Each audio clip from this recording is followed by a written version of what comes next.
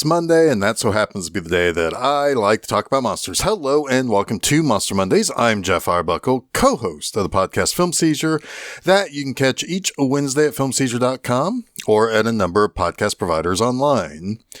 Coming from the Great White North is 1988's The Brain. This movie is partly a kind of classic monster movie with a big old brain trying to chase people around and stuff. And in another way, there's also a classic sci-fi kind of concept where we find people our characters should be able to trust suddenly becoming untrustworthy and so forth. I think of it as kind of being in line with movies like the original Invasion of the Body Snatchers or other movies often connected to the concept of the Red Scare of the 50s and so forth. But something I think I will be digging much deeper into later on in this review is what I find makes this movie kind of interesting to me. Borrowing from some of that Red Scare idea that I just mentioned, there is this horror of how people can change and become unrecognizable through time or external influences or situations.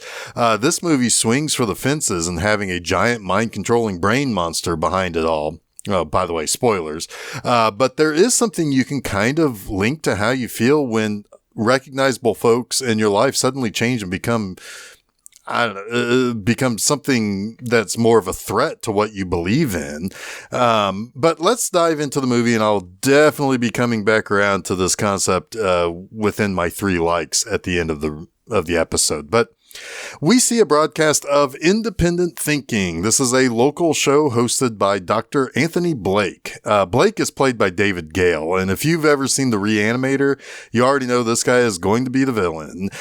We see a woman watching the broadcast and calling to her teenage daughter, asking if she wants to watch with her. Now, the daughter, Becky, she seems perturbed by the show, and she says that she sees Blake enough as it is.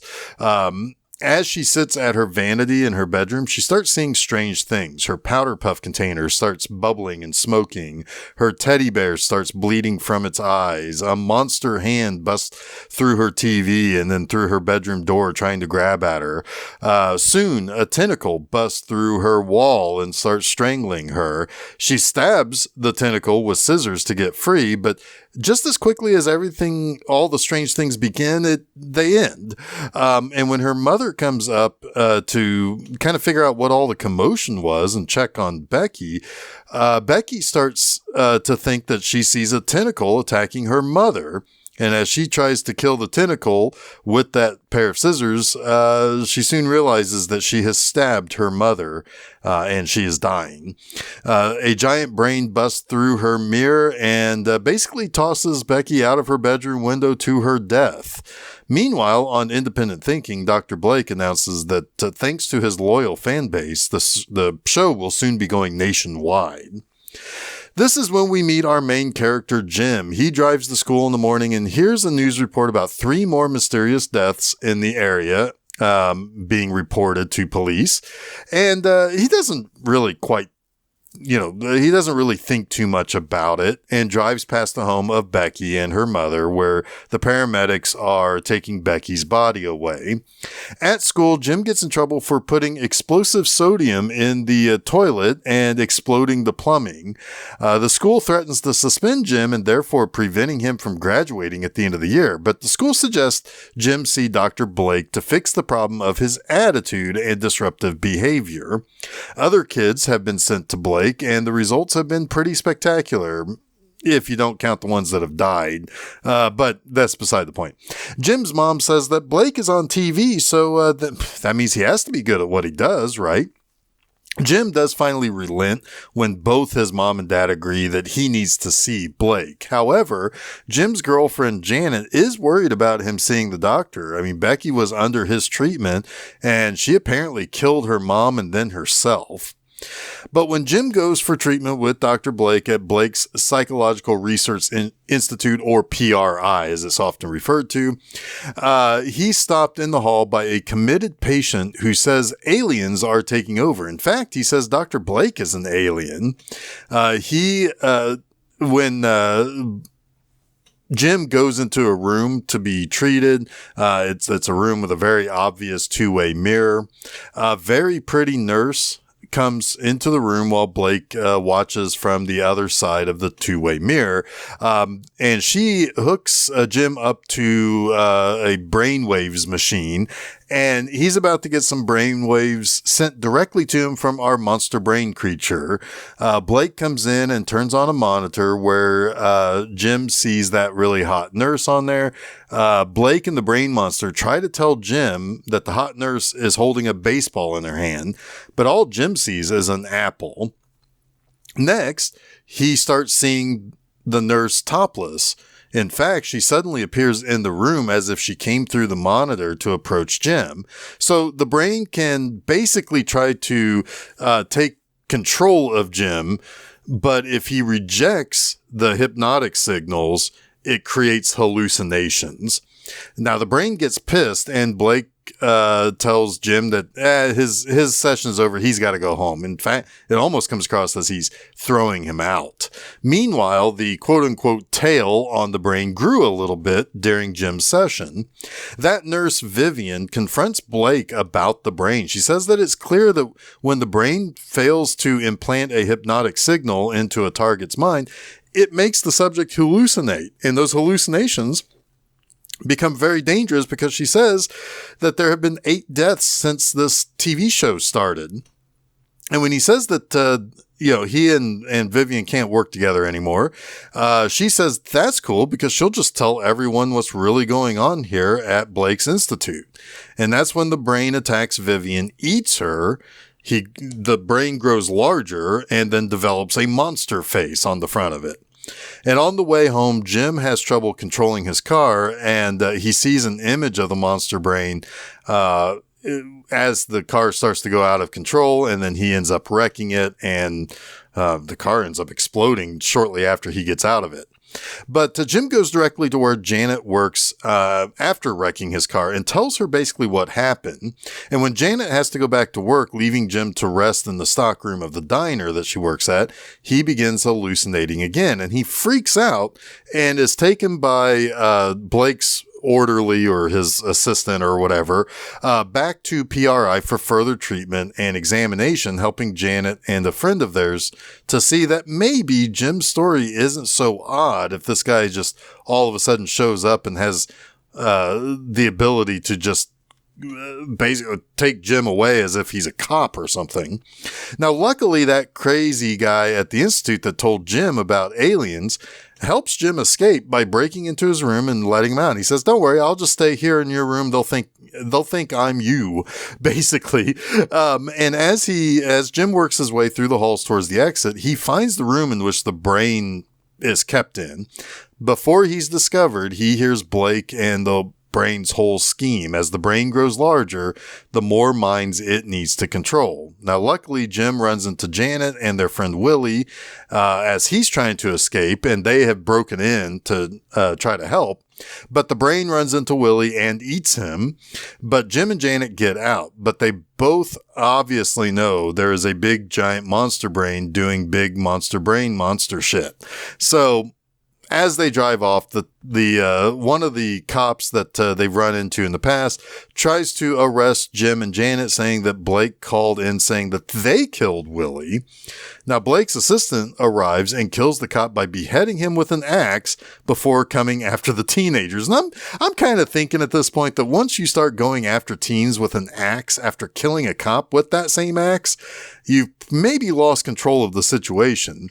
But it should be stated here, and this is something that will definitely come up when I talk about the 3 things I like, when I get into way too much detail about that later. Absolutely no one is listening to Jim and Janet, that there are bad things afoot at the Psychological Research Institute run by Dr. Blake. The adults, and therefore the system, is working against the kids who know the truth. Now, obviously, this is all part of the brain basically controlling the people, but still, all the power is being directed at these two kids.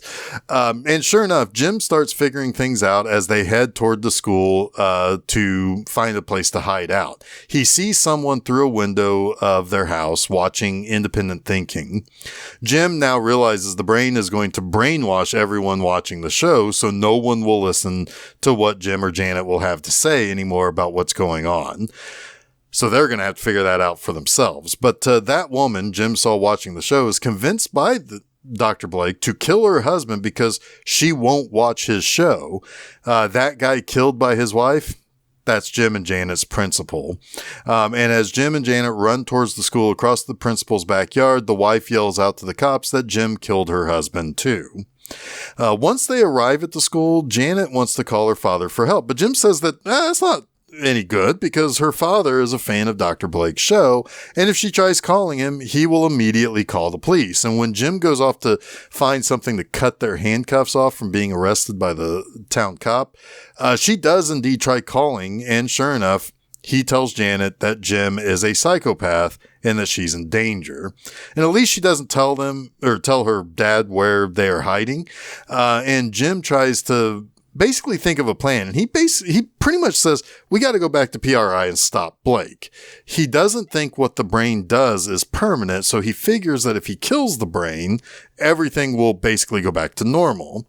Now, the brain somehow figures out where Jim and Janet are hiding. Basically, it starts to use like telekinesis to be able to control things and be able to basically intuit things from around those objects that it can control. But cops show up to school with orders to shoot to kill.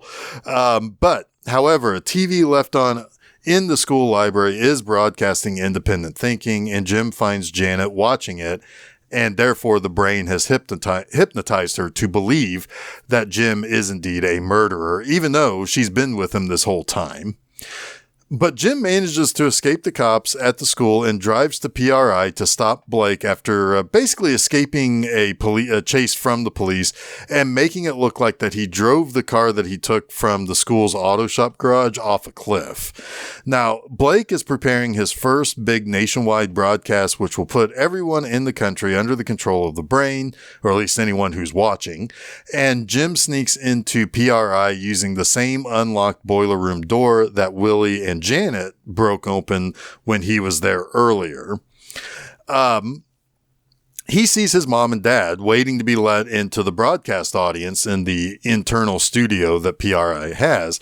But when his mom sees him, she alerts everyone else that Jim is there.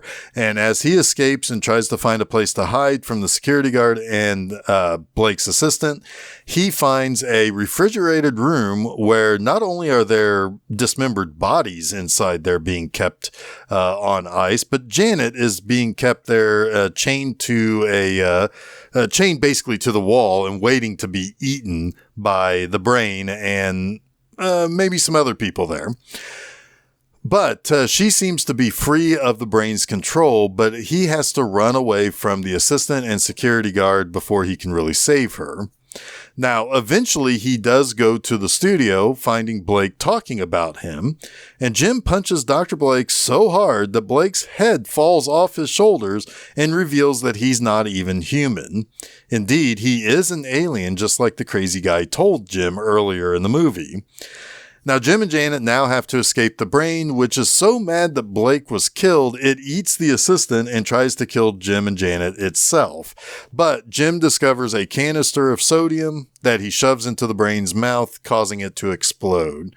Nice little callback to the first time we see him at school, the previous day, I guess. With Blake and the brain dead, everything does indeed go back to normal. Now, we got a lot to talk about here because I've got 3 things to talk about that I like about the brain. First 2 are going to be pretty simple, pretty straightforward. The other one, you're going to have to humor me a bit. But we start with, well, the start. You have to appreciate a movie that wastes no time showing you the ooey gooey monster in a plexiglass container. I mean, if you're going to have a movie called The Brain, there's no point in building a mystery around whether or not there is a giant monster brain. I love that the movie's cover art for the VHS box, for DVD releases, for everything, just shows the brain. I mean, the movie calls itself The Brain. I mean, we instantly see the brain. That makes sense, right? I mean, there are times in which you want to save your monster, especially if it's not entirely clear what to expect the monster to look like. I mean, let's talk about Jaws. I mentioned it not that long ago. We'll talk about it again here. We kind of know what sharks look like, but we never, it's not like we really know exactly what a shark would look like as it's attacking up close when we don't expect it. However, the added excitement in the movie comes from the movie not being able to make their fake shark work. So they held back on the shots of the shark and saved the exposure to the monster as much as possible. Well, obviously Jaws is a fancy movie. It's regarded as high pop art. The Brain is a movie about a giant mind controlling brain. I think you can just skip right to going ahead and giving us good looks at the monster early and often. So I like that. Next, Jim is an interesting lead teenage character. Yeah, he's a bit of a troublemaker. Yeah, he gets in trouble. Yeah, he backtalks. But unlike almost every other kid in these direct-to-video exploitation horror films of the era, not only does the principal say he has one of the highest IQs in the school, but he's also popular. He's got a steady girlfriend. He's got friends. He's not a loner who just sits in his room and listens to heavy metal music and stays secluded and antisocial. He's rebellious, and that rebel streak within him comes less from being an outcast, but being someone who questions authority and asks why things have to be the way they are. I very much like that Jim is rebellious, but not necessarily in a typical bad kid sort of way. He's very intelligent and he knows how to use that questioning mind of his.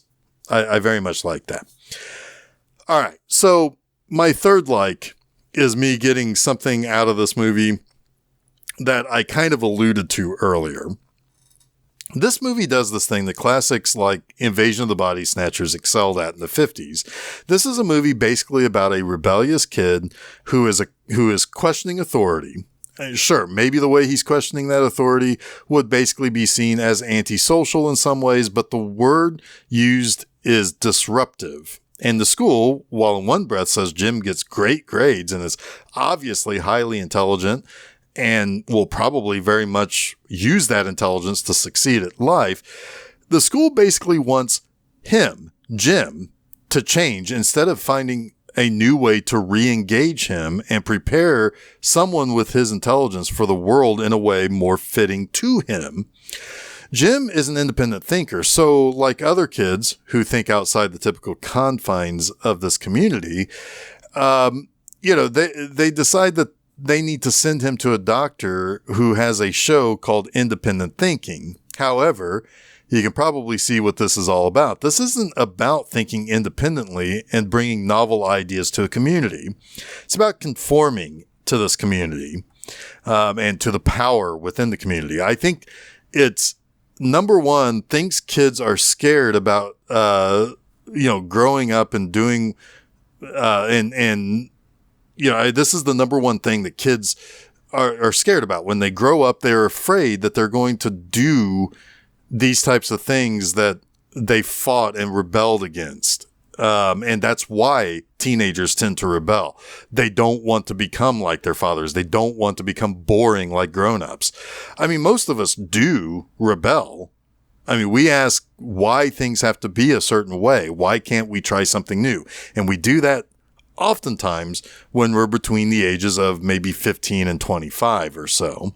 We really try to butt up against standards within a conformed society or about our parents' generation. We try to butt up against that as much as possible. So The Brain is ostensibly about conformity, but what's more is that the horror behind that conformity for certain people labeled as outsiders. And that's really where that element of it is.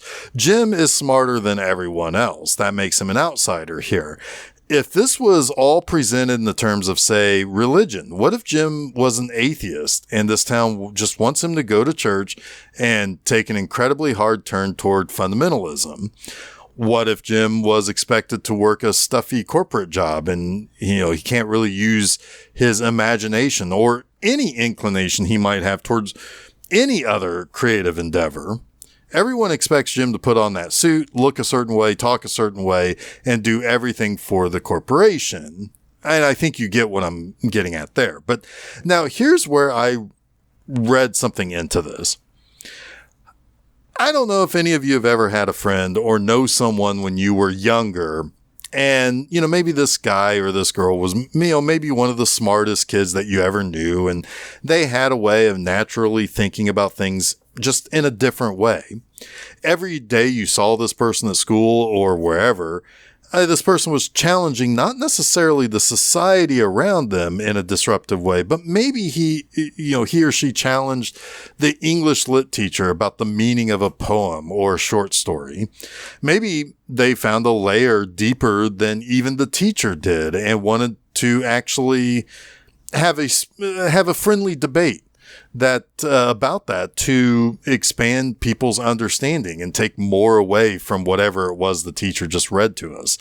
I think you get what I'm saying here. I mean, this person is smart, and in some ways they made you smarter too, but you graduate, move on with life, and then say, I don't know, 25, 30 years later, you run into this person again, and you find out that not only has this person become something of a Bible-thumping weirdo who's handing you chick tracts, but this person now runs a Facebook page dedicated to extreme right-wing conspiracies that they learn about by watching Fox News, which oddly enough is the most watched cable station, thus having this person conform to a kind of a groupthink around that being the most watched and the most consumed news station. Worse, this person really would like for you to join them at church on Sunday and then sit down and show you a bunch of videos from Laura Ingraham about how rap music poisons people's brains or whatever. You'd probably start to think this person got body snatched. I mean, you physically recognize the person, but all of the ideals and all of the thought processes belong to someone else.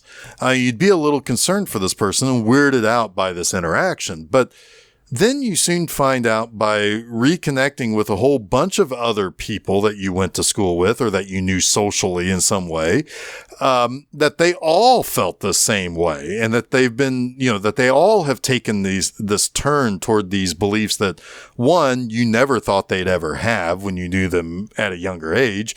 Two, you certainly don't believe yourself. And three, you actually actively fight against these things that they spout off about.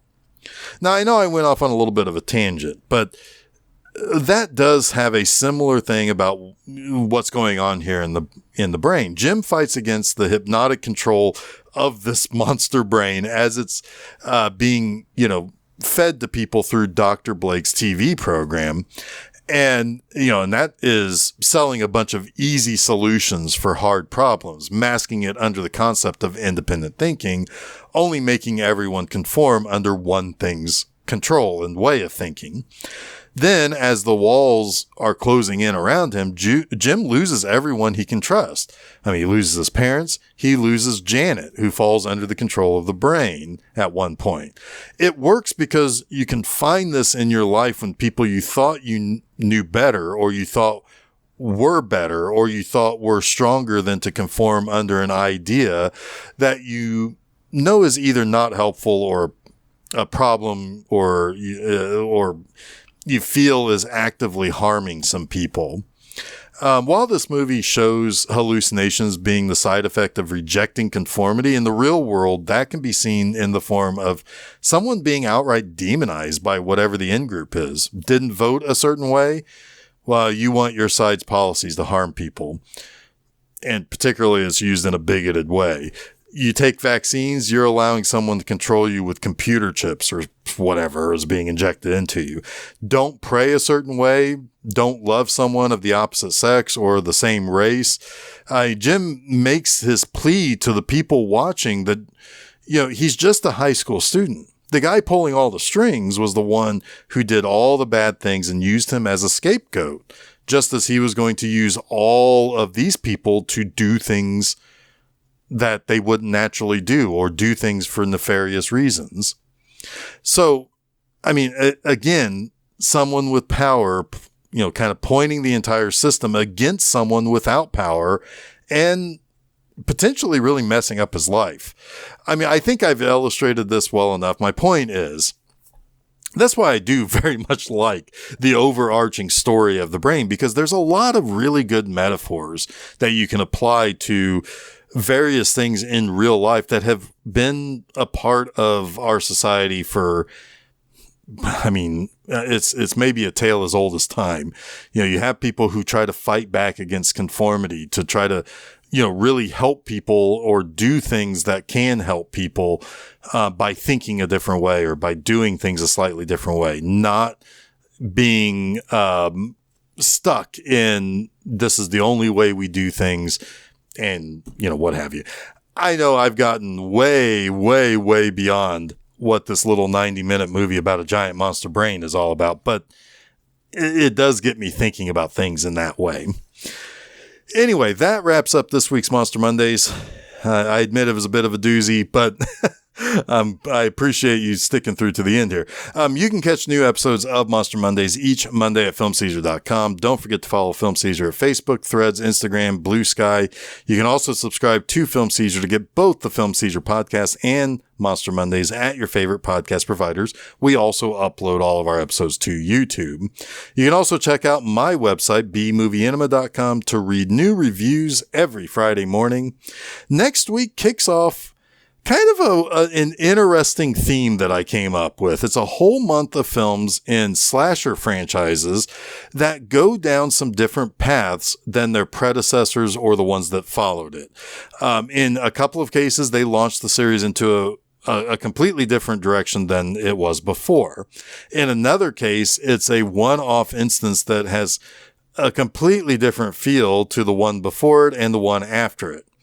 And one actually effectively ended a series in the most interesting of ways. But we kick things off with Prom Night 2, Hello, Mary Lou. So until next week, stay spooky.